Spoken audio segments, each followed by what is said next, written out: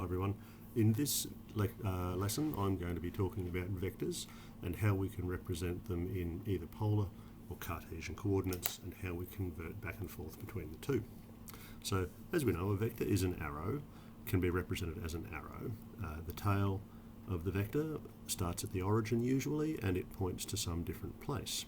Now I could get from the origin to this point by specifying move this distance at this angle, and that is a unique way of getting to that place.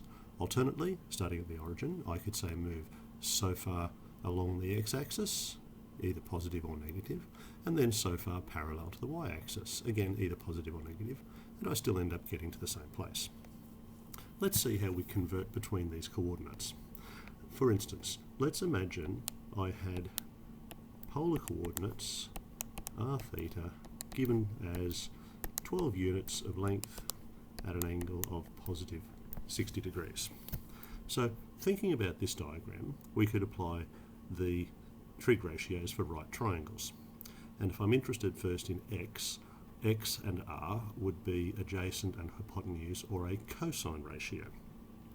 So the x value divided by r would equal the cosine of theta, but usually we would just multiply straight away and write that x equals r times the cosine of theta.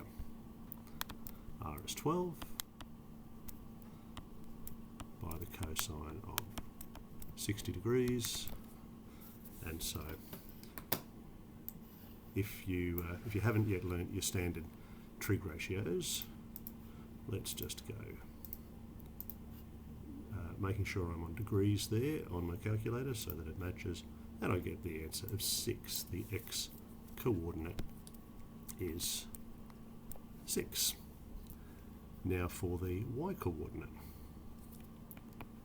Well, looking at the diagram, y is the opposite to theta and r is the still hypotenuse. Opposite and hypotenuse is a sine ratio.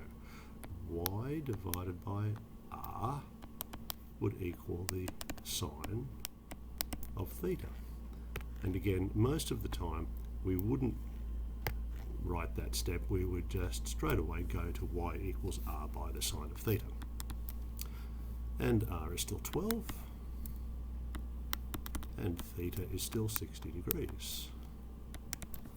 And our calculator, we can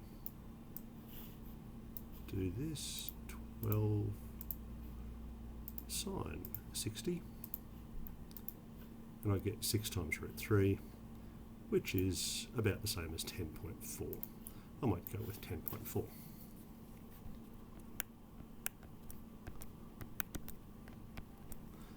Now, if the focus of the question that you were answering was about converting coordinates, I would recommend showing that working. But if this is just a small part of a much larger question involving vectors, and sometimes, usually, vector questions are more intricate than this, and this is just a small part, we also have access to doing these calculations automatically on the calculator. You need to hit the options key, then there's options key is like a gateway to so many new menus that they didn't have enough keys to put for each menu. We need to move to the right with F6, then we select the angle menu.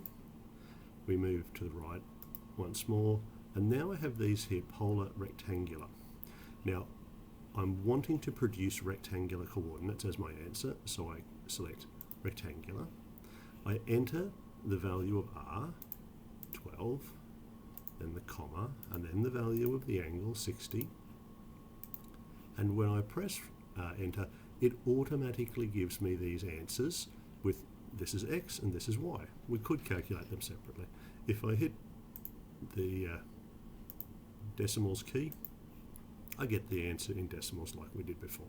So that is a very handy little function to use if the conversion process is just a very small part of a much larger question. Now let's have a go at converting. Actually, let's just stop at that one, and I'll do a separate screencast for converting the other way round. Thanks for watching.